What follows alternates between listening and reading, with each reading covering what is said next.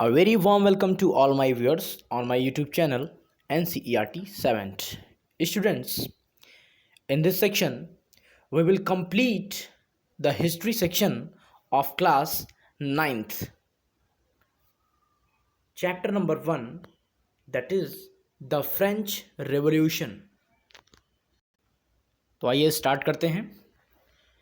देखिए इसमें first para दे रखा हुआ है कि on the morning of 14th July 1789 the city of Paris was in the state of alarm. The king had commanded troops to move into the city. Rumors spread that he would soon order the army to open fire upon the citizens. Some 7,000 men and women gathered in the front of town hall and decided to form a people's militia. They broke into a number of government buildings in search of arms. यानी कि 14 जुलाई 1789 के morning की बात करी जा रही है यहाँ पे कि पेरिस का जो नगर था उसमें आतंक का माहौल था। ठीक है, फ्रांस की राजधानी पेरिस है और जो सम्राट थे वहाँ के जो, ठीक है, वो सम्राट क्या थे, सेना को शहर में घुसने का आदेश दे दिए थे और लोगों के बीच में रूमर ये फैला हुआ था, अफवाह ये थी कि जो सेना है नागरिकों को गोली मार देगी क्योंकि उनको ऐसा ऑर्डर मिला था। और लगभग 7,000 जो मैन थे और जो मीन्स लेडीज़ और जेंट्स थे वो टाउन हॉल के सामने इकट्ठे हो गए और उन्होंने क्या किया, एक अपनी खुद की एक सेना बनाने का फैसला कर लिया था। ठीक है, and they broke into a number of government buildings in search of arms, और उन्होंने बहुत सारे सरकारी भवनों में क्या किया, ज़बरदस्ती प्रवेश कर लिया। आइए सेकंड पैरा देखते हैं। देखिए 14 जुलाई 1789 का मतलब ये है कि जो फ्रेंच रेवोल्यूशन है, फ्रांस की क्रांति, वो इसी दिन हुई थी 14 जुलाई 1789 ईस्वी में। ठीक है, सेकंड पैरा देखिए। Finally a troop of several hundred people marched towards the eastern part of the city and stormed the fortress prison the Bastille, where they hoped to find hoarded ammunitions. लगभग कई सौ लोग एक साथ Paris नगर में उसके eastern side की ओर चल पड़े और जो बास्टील था, बास्टील क्या था, एक सरकार का एक प्रतीक हुआ करता था, उसके ताकत का प्रतीक हुआ करता था बास्टील जो था। तो बास्टील किले की जेल को उन्होंने तोड़ दिया। जो आदमी और औरत मिल करके जो अपनी सेना बनाए थे वो लोग क्या किए, पेरिस नगर के पूर्वी भाग में घुस गए और बास्टील किले की जेल को तोड़ डाला और बहुत भारी मात्रा में उन्होंने क्या किया था, एमुनिशंस को उठा लिया, यानी कि हथियार, गोले बारूद वगैरह। In the armed fight that followed the commander of the Bastille was killed and the prisoners released, though there were only 7 of them. ठीक है, यानी कि लोग क्या किए, हथियार वगैरह पे कब्जे कर लिए और इस लड़ाई में बास्टील का जो कमांडर था उसको मार दिया गया और जो कैदी थे उसको छुड़ा लिए गए। लेकिन ध्यान रहे उसमें कैदियों की संख्या सिर्फ 7 ही थी। ठीक है, यानी कि बास्टील किले में 7 कैदी बंद थे। हाँ, उन 7 को इन्होंने छुड़ा दिया। आगे देखिए क्या लिखा हुआ, yet the Bastille was hated by all, यानी कि बास्टाइल सभी लोग नफरत करते थे। क्यों? Because it stood for the despotic power of the king. सभी लोग बास्टाइल से नफरत करते थे। क्यों? क्योंकि वो लोगों की घृणा का केंद्र हुआ करता था। ठीक है, और जो वहाँ का जो किंग था, यानी कि जो वहाँ का सम्राट था, उसकी डेस्पॉइट पावर का वो सिंबल हुआ करता था। डेस्पॉइट पावर कह सकते हैं निरंकुश, जो मतलब बुरे बुरे उसके काम हुआ करते थे। ठीक है, कि किसी को कुछ भी करना है तो यही दिखा करके उसको उसमें बंद कर दिया जाता था। The fortress was demolished and its stone fragments were sold in the markets to all those who wish to keep a souvenir of its destructions. यानी कि क्या किया गया, इस किले को तोड़ दिया गया, पूरी तरीके से ढहा दिया गया और उसका जो भी जो स्टोन्स वगैरह जो भी उसका अवशेष बचा हुआ था, टूटा हुआ भाग, उसको लोगों ने मार्केट में बेच दिया। ठीक है, और मान लीजिए कुछ लोग ऐसे भी थे जो इसको एज ए क्या कहते हैं उसको, स्मृति चिन्ह के रूप में इसको संजो कर रखना चाहते थे, तो उन लोगों ने इसको भी रख लिया। आइए थर्ड पैरा देखते हैं।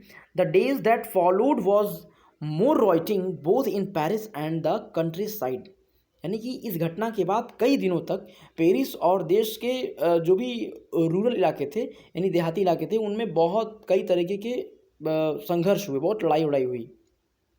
Most people were protesting against the high price of the bread.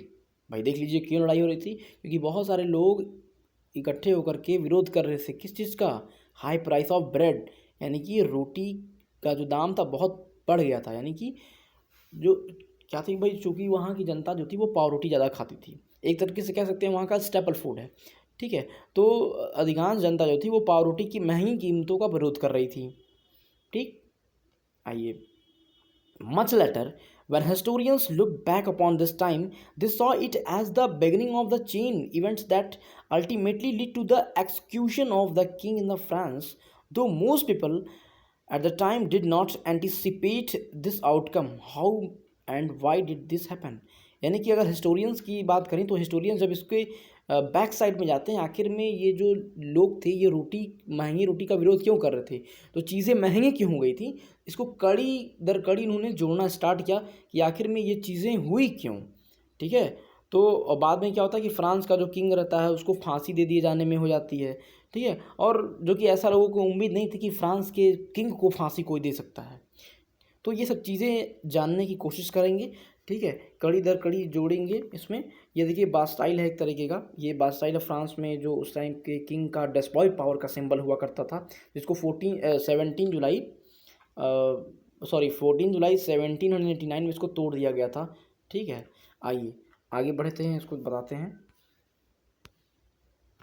तो जैसा कि मैंने अभी ऊपर बताया कि जो लोग थे वो सभी लोग बास्टाइल में घुस के तोड़ दिए और राजा का लगे विरोध करने, और चीज़ जो महंगी चीज़ें बढ़ गई थी कई इलाकों में, वहाँ पे भी लोग विरोध कर रहे थे, एक दूसरे को मार काट रहे थे।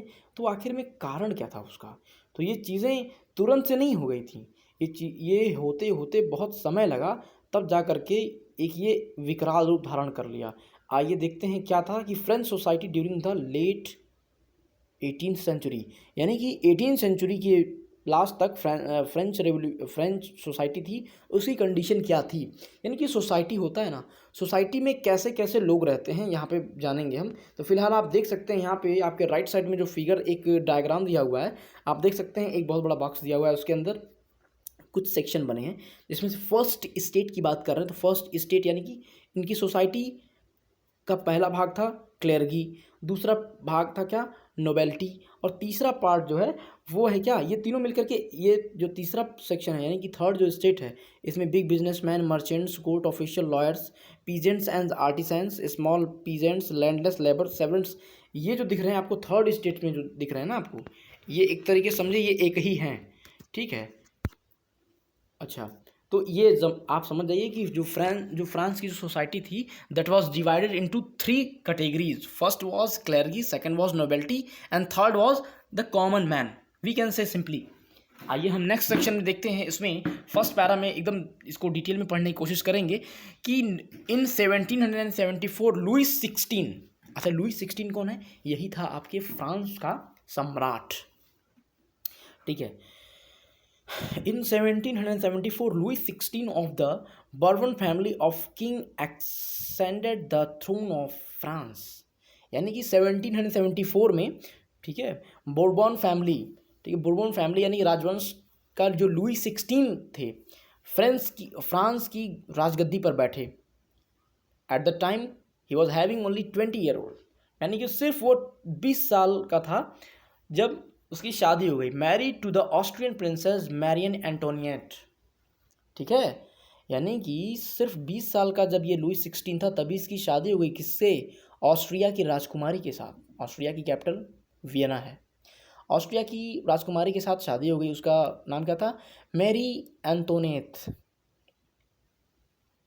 Upon his accession the new king founded an empty treasure, यानी कि क्या हुआ भाई, राज्यारोहण के समय, यानी कि जब उसका उसका उसका एक्सेशन हो रहा था और नया राजा बनने के समय, तो उसका क्या था, पूरा खजाना उसका खाली हो गया, ठीक है। अच्छा क्यों हुआ वो जानेंगे अभी। Long years of war had drained the financial resources of France, यानी कि बहुत लंबे समय तक जो युद्ध चला है फ्रांस में, ठीक है, उसके कारण क्या था, फाइनेंशियल कंडीशन यानी कि फाइनेंशियल क्राइसिस आने लगी। अच्छा और भी बहुत सारी चीज़ें थी भाई, 20 साल के हैं और उनकी शादी हो गई है महारानी के साथ, राजकुमारी के साथ, ठीक है। अब देखिए आगे की कहानी क्या है। Added to this was the cost of maintaining an extravagant court at the immense palaces of Versailles. यानी कि बात कर रहे थे यहाँ पे कि जो वर्साइलिस था, वर्साइलिस क्या था, एक बहुत बड़ा महल था, बहुत ही बड़ा महल था जिसमें ये राजा रहता था और सिर्फ इस मज़े के लिए रहता था अपनी रानी के साथ। वर्साइलिस का एक बहुत बड़ा महल और राज दरबार का एकदम शानो शौकत बनाए रखने के लिए फिजूल खर्ची बहुत हुआ करती थी। यानी कि इस वर्साइलिस के जो पैलेस को इतना शानदार तरीके से बनाया गया था, इतना खूबसूरत था, इतना ज़्यादा इस पर पैसा खर्चा किया गया था कि इसका क्या हुआ, इससे फ्रांस की जो इकॉनमी थी वो रेट डाउन हो गई, वहाँ फाइनेंशियल क्राइसिस आ गए। Under Louis 16 France help the 13 American colonies the gain their independence from the common enemy Britain. और इसके साथ ही साथ लुइस 16 के शासनकाल में फ्रांस ने क्या किया, अमेरिका के 13 कॉलोनी को, ठीक है, हेल्प किया था। किससे? ब्रिटेन से आज़ाद कराने के लिए। उस टाइम आपको पता होना चाहिए कि ब्रिटेन सबसे बड़ा सुपर पावर हुआ करता था, ठीक है, और ऐसा कहा जाता था कि ब्रिटेन का जो सूरज है वो कभी अस्त नहीं होता है। जहाँ से सूरज अस्त होता है और जहाँ सूरज डूबता है वहाँ से वहाँ तक पूरा ब्रिटेन का रूल है। तो फ्रांस ने अमेरिका को हेल्प की थी कि उसकी 13 जो कॉलोनी थी जो ब्रिटेन के अंडर में थी वो छूट जाएं। अच्छा, और देखिए, the war added more than $1 billion livres to a debt that had already risen to more than $2 billion livres। यानी कि इस युद्ध के चलते फ्रांस पर 10, ठीक है, इस युद्ध के चलते 1 बिलियन का मतलब होता है 10 अरब, ठीक है, 1 बिलियन जो लिब्रे थे वो से भी अधिक का कर्ज जुड़ गया था। जबकि उससे पहले 2 मिलियंस की बात करें, ठीक है, 2 मिलियंस लिवर्स जो थी वो 2 मिलियन का उसके ऊपर अलग से वो पहले से उसके ऊपर कर्जा था और ये एक्स्ट्रा अब उसके ऊपर जुड़ गया। यानी कि 10 अरब का भी कर्ज जुड़ गया था और 2 अरब उसमें से पहले से था उसके ऊपर कर्जा। अच्छा, आगे क्या होता है देखिए, lenders who gave the state credit now began to charge 10% interest on loans. यानी कि इसमें क्या हो गया, अब देखिए सिंपल सी बात है, लेंडर्स मतलब जो सरकार से जो भी कर्जदाता थे जिन्होंने कर्ज लिया था, अब 10% जिन्होंने दिया था उनको लोन गवर्नमेंट को, वो क्या कर रहे थे, अब 10% ब्याज एक्स्ट्रा मांग रहे थे वो, ठीक है, यानी जितना दिए थे उनसे उनको 10% एक्स्ट्रा चाहिए। अब आगे देखते हैं इसमें। So the French government was organized to spend an increasing percentage of its budget on interest payment alone to meet its regular expenses such as the cost of maintaining an army, the court, running government offices or universities. The state was forced to increase taxes, yet even this measures would not have sufficed. French society in the 18th century was divided into 3 states and the only member of the third states paid tax।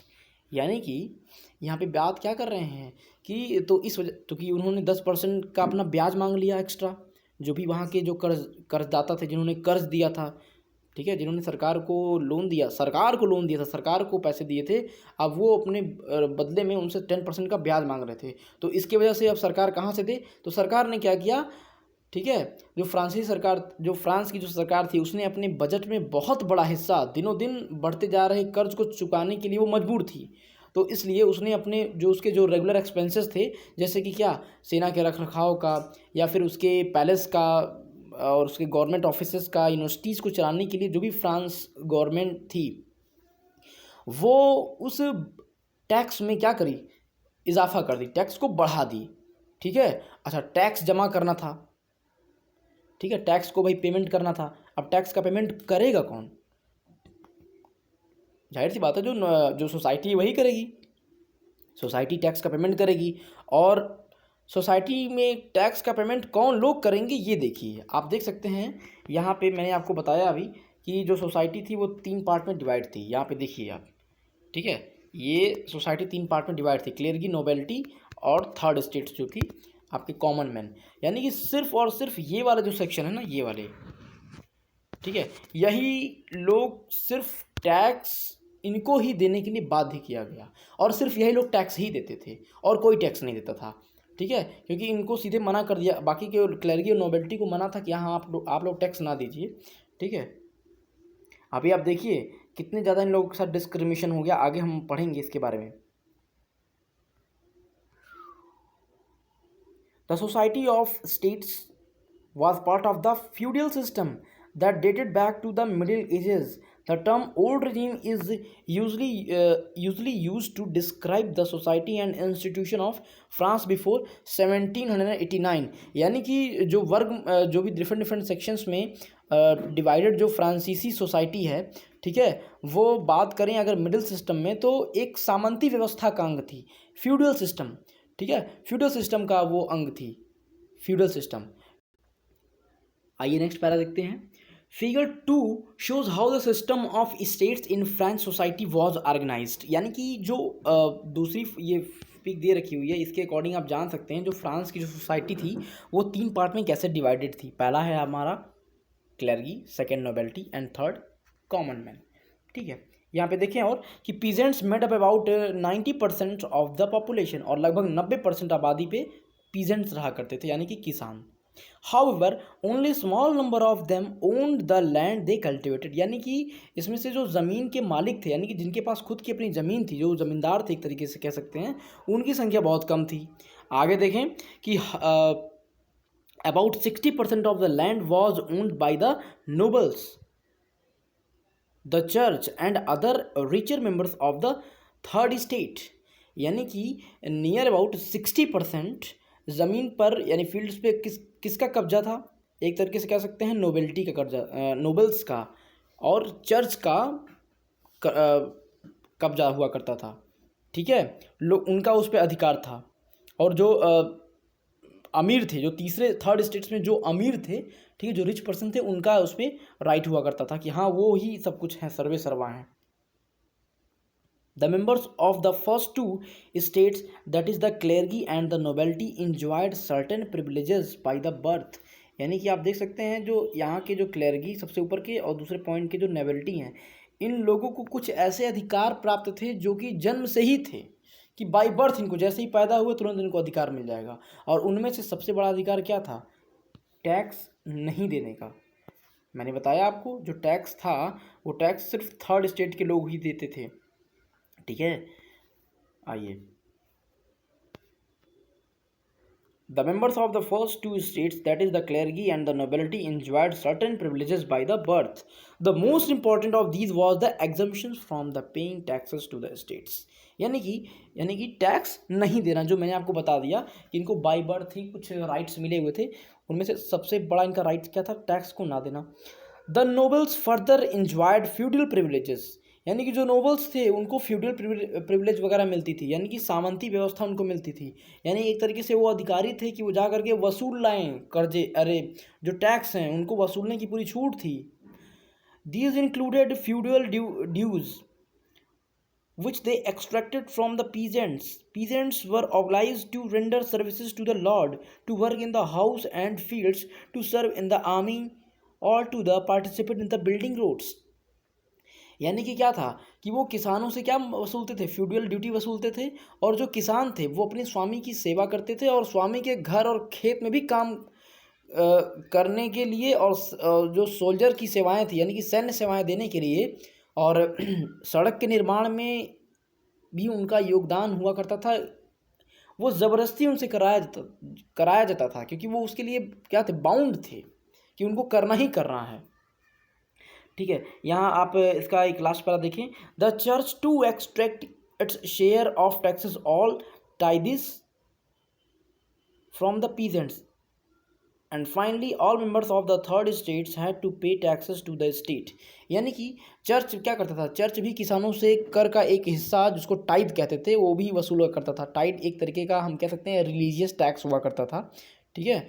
जो आप देख रहे हैं पहला जो tax है TITHES, टाइदस, tide कह सकते हैं इसको, ठीक है। ये जो चर्च था वो किसानों से वसूलता था एक तरीके का। ये कैसा टैक्स था? ये रिलीजियस टैक्स हुआ करता था, धार्मिक कर हुआ करता था, ठीक है।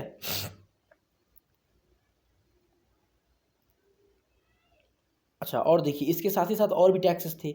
This include a direct tax, all members of the third state had to pay the tax to the state, यानी कि जो थर्ड मेंबर थे उनको भी टैक्स देना पड़ता था। अच्छा, इन टैक्स में कैसे टैक्स हुआ करते थे? टाइल टाइल एक टैक्स हुआ करता था, ये कैसा टैक्स था? And number of indirect taxes which were levied on articles of everyday consumptions like salt और टोबैको। ये टाइल एक तरीके का डायरेक्ट टैक्स हुआ करता था, ठीक है। और इसके अलावा कुछ इनडायरेक्ट टैक्सेस भी शामिल थे। ये सारे जो टैक्सेस थे, डायरेक्ट और इनडायरेक्ट टैक्सेस और टाइल टैक्सेस, ये आम लोगों पर थोप दिए जाते थे और उनको देना ही पड़ता था। और इसके अलावा इनडायरेक्ट टैक्सेस में कैसे टैक्स थे? कह सकते हैं कि नमक और तंबाकू जैसे जो डेली रूटीन में लोग यूज़ किया करते थे, उस पर भी टैक्स लगती थी उस टाइम। आज भी लगता है, लेकिन उस टाइम देखिए ये सारे जो टैक्सेस थे बहुत ज़्यादा लगते थे, और सिर्फ थर्ड स्टेट के पीपल्स के ऊपर ही सिर्फ फोर्सफुली उनके ऊपर इम्प्लीमेंट किया जाता था कि हाँ सिर्फ आपको ही टैक्स देना है। बाकी नोबेलिटी और क्लैरिटी को तो टैक्स देना नहीं होता था, क्योंकि उनको बाय बर्थ वो फ्रीडम मिल रखा था।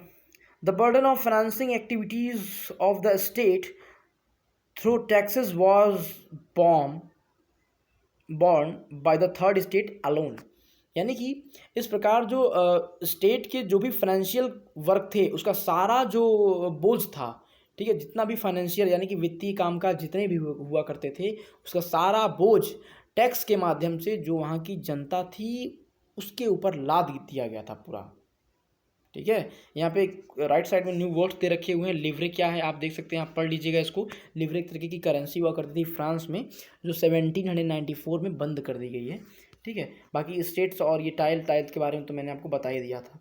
यहाँ पे आप देख सकते हैं फिगर शो कर रहा है, एक बंदा है, मान लो पीजेंट्स है, वो लेकर के आ रहा है टैक्स के रूप में क्या, एक तरीके से देखिए कुछ सामान लेकर के आ रहा, अनाज ला रहा है। और यहाँ जो बैठे हुए हैं ये महाशय, ये राजा की तरह बैठे हुए हैं, नोबेलिटी या क्लेरिगी।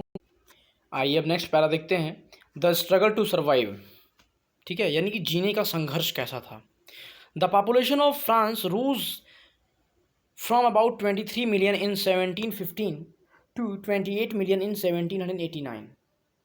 This lead up rapid increase in the demand for the food grains, यानी कि जो फ्रांस की जो पॉपुलेशन थी वो 1715 में 23 मिलियन हुआ करती थी और 28 मिलियन हो गई कब? 1789 में। आप देखिए 1715 में 23 मिलियन और 1789 में 28 मिलियन हो गई, यानी कि जब पॉपुलेशन बढ़ गई तो लोगों की डिमांड बढ़ेगी। किस चीज़ की डिमांड बढ़ेगी? फूड ग्रेन्स की डिमांड बढ़ेगी, ठीक है। आगे देखें, this lead to a rapid increase in the demand for the food grains, productions of grains could not keep pace with the demand, ठीक है। आगे देखें हैं, बताते हैं अभी। So the price of bread which was the staple diet of the majority rose rapidly, यानी कि जो जिस तरीके से इनकी पॉपुलेशन बढ़ी थी उसके अकॉर्डिंग इनकी डिमांड पूरी नहीं हो पाई, जिसकी वजह से वहाँ पे जो वहाँ का स्टेपल डाइट है, यानी कि स्टेपल फूड है वहाँ का ब्रेड जो है, एक तरीके से उसके दाम बहुत तेज़ी से बढ़ गए, प्राइस उसके बहुत तेज़ी से बढ़ गए, ठीक है। और most workers were employed as a labours in the workshops whose owner fixed their wages, यानी कि बहुत सारे लेबर्स ऐसे थे, बहुत सारे वर्कर्स ऐसे थे जो किसी न किसी फैक्ट्री में या किसी किसी वर्कशॉप में काम किया करते थे, उनकी जो वेजेस थी वो फिक्स थी, but wages did not keep pace with the rise in the prices. लेकिन आप देखो जिस तरीके से चीज़ों यानी कि चीज़ों की जो कीमतें थी वो बढ़ रही थी, उनके अकॉर्डिंग इनकी सैलरी नहीं बढ़ रही थी। किसकी? ये लेबर्स की, वर्कर्स की। तो जिसकी वजह से क्या आ गया, एक बहुत बड़ा गैप आ गया लोगों के बीच में। किस चीज़ का गैप? अमीर और गरीब का। So the gap between the poor and the rich winded, यानी कि अमीर और गरीब के बीच की जो खाई थी वो बहुत चौड़ी हो गई, ठीक है। This things became worse whenever एवर ड्रॉट और हेल रिड्यूस द हार्वेस्ट, यानी कि वो चीज़ तब कंडीशन और ज़्यादा ख़राब हो जाया करती थी जब कभी कभी क्या होता था, हेल स्टोन आया जा करता या सूखा आता था या ओले की मार हो जाती थी, ठीक है, हेल वगैरह या फिर ड्रॉट, ये चीज़ें होती थी तो और दिक्कत हो जाती थी। This led to the subsistence crisis, something that occurred frequently in France during the old regime, यानी कि ऐसी जीविका जो संकट थी वो पुराने इस फ्रांस में, ठीक है, राजतंत्र के दौरान फ्रांस में काफ़ी आम था। मतलब इस तरीके की जो चीज़ें हुआ करती थी कि सब चीज़ के दाम बढ़ जाना और सूखा या फिर कोई प्राकृतिक आपदा आ जाना, ऐसा फ्रांस में बहुत आम हुआ करता था। ठीक है, ये चीज़ें हैं। आप यहाँ मैं आपको एक सेक्शन और दिखा दूँ, इस फिगर से आप समझिए बहुत बातें समझ जाएंगे। आप देखिए यहाँ पे बात करी जा रही है एक बैड हार्वेस्ट की, ठीक, यानी कि फसल हुआ नहीं, यानी कि जो फसल थी वो बहुत बुरी हुई। अच्छा, पॉपुलेशन इनकी बढ़ रही है तो कुछ यहाँ पे फिर प्रोडक्शन हुआ नहीं। ठीक है, इसका मतलब क्या था कि जो गरीब थे, वो अब जो चीज़ें थी उनको, रोटी हो गया या ब्रेड हो गया, जो भी चीज़ें थी उसको ख़रीद नहीं पाएंगे अब। यानी कि प्रोडक्शन अगर होता तो उसको बेच करके कुछ ख़रीद लेते, लेकिन अब वो नहीं खरीद पा रहे थे। अच्छा, उसका नतीजा क्या हुआ? उसका नतीजा देखिए, जब पैसा नहीं है तो जेब खाली। ठीक, जेब खाली तो कुछ खा नहीं पा रहे हैं तो बेचारे लगे अब मरने के बाद महामारी लगी फैलने, यानी डिजीज़ एपिडेमिक्स, यानी एपिडेमिक्स मानी महामारी फैल गई। कहाँ? फ्रांस में। ठीक है, ये चीज़ें हैं। तो अब मैं आपको इसका जो नेक्स्ट पार्ट है वो अपने वीडियो के नेक्स्ट सेक्शन में बताऊंगा। ठीक है, तब तक के लिए आप लोग, अगर आपके पास बुक हो तो आप उसको रीड करिएगा, फिर आगे मैं आपको लाइन बाय लाइन एक्सप्लेन करूँगा। और अगर वीडियो पसंद आया तो इसको लाइक ज़रूर कीजिए। ठीक है, लाइक ज़रूर करिए और शेयर कीजिए, दूसरों को भी शेयर कीजिए ताकि दूसरे लोग भी इसका लाभ ले सकें। और वीडियो के बेल आइकन को ज़रूर प्रेस करें ताकि आपको वीडियो के लेटेस्ट नोटिफिकेशन मिल जाए। Thank you.